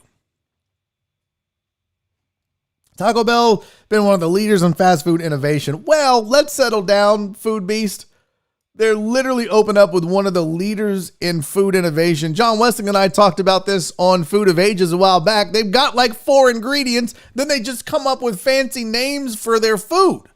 They've got tortillas, beef, cheese, and that's about it. They'll throw some lettuce and tomato and shit on there, but they're like, what can we do with turkey meat, or not turkey meat, ground beef, and these flour tortillas and these crispy taco shells. Oh, we can do gorditas, cheesy gordita crunches. Like they've got a finite amount of ingredients that they make 19,000 different menu items for. So while they may be creative with what they have, I wouldn't exactly call them innovative. But now they've got the crispy chicken sandwich taco, which is currently being tested in Charlotte and Nashville. It's paired with a creamy chipotle sauce. The jalapeno buttermilk marinated chicken is nestled in a puffy bread shaped like a taco. A spicy version is available with thick jalapeno slices. Yo, I'm not going to lie. This shit looks good. And yeah, Nora and I do agree, Sean. Nora and I had Taco Bell Sunday, my last bad meal before I got back on fasting and keto. And we had the nacho fries, and I vouch for the nacho fries. Delicious. I'm definitely trying this when it comes to Houston. Fact. Yes, Ray. Yes. As soon as I can get them, I'm getting my hands on both. I'm going to eat them. I'm going to let you know. This shit looks amazing. Oh my God, it looks amazing. I don't know why it looks amazing, but it looks amazing. Speaking of amazing, I didn't download it. Actually, hold on. I wanted to show you guys this TikTok. It's going to have music on it. I don't give a fuck. I mean, did I put it in the video? Was there a dude making tortillas in the break video? Some dude made lime onion tortillas. Holy shit, they look good. So, oh, look at this game changer. Try those fries with water spicy ketchup. Ooh. That sounds interesting, but I'm one of those guys, I've said this before, I can't really mix condiments. Like I can't use McDonald's ketchup on Burger King fries. I can't use Whataburger ketchup on Taco Bell fries. I'm not going to use Chick-fil-A ranch with McDonald's nuggets. I can't do it. You can't cross-pollinate the condiments. That's just not a thing. I can't do it. Christopher Mina said, I can contest as a trained professional chef. We are all basically stoners and we made this shit up on a whim and limited food items. This is not new in the culinary chef world. We can finally express ourselves. Okay. Well, I mean, you're right. There is limited things. I'm going to see. Hold on. Let me find this TikTok video. It might have sound. I mean, they're going to hit me with a copyright strike anyways. But I wanted to show you guys this because this looked amazing. And then I'm going to bounce up out of here. I texted it to Nora earlier, so I do have the link. Oh, there it goes. Oh, so good. Okay. Let me turn the sound up. Let me go to the video. What the fuck? Let me refresh it. Here we go.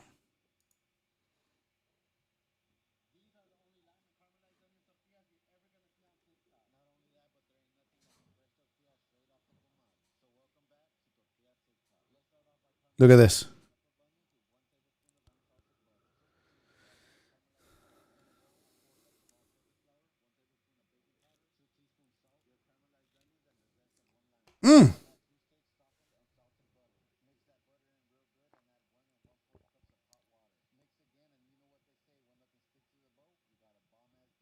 Oh. Oh.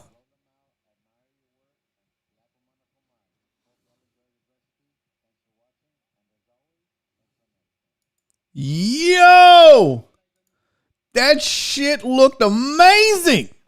I told Nora, I texted her that. I was like, yo, babe, we got to make this weekend because I'll eat carbs on Sunday. I'm like, oh, you better get a Kemah or whatever the fuck that thing is called. We're going to make that. We are going to make that. And I'll let you know how it goes. But until then, time to bounce. I'm going to go sit by the door. Wait on my phone. Come on, come to daddy. Come on, baby. Well, we learned a lot today. We learned that House is the defender of all Instagram hoes. We learned that Mark G's in defeat. Congratulations, Jess. We learned that Top Shot is still fucking confusing, but I think we're all a little interested. And we learned that some of you are way more dedicated than others. And for that, I appreciate you. So until tomorrow, when we will do this again, it's a Whisker Wednesday. We'll have some more fun, talk some more crazy shit. Until then, be safe, be kind, and most importantly, love each other. And I will see you tomorrow.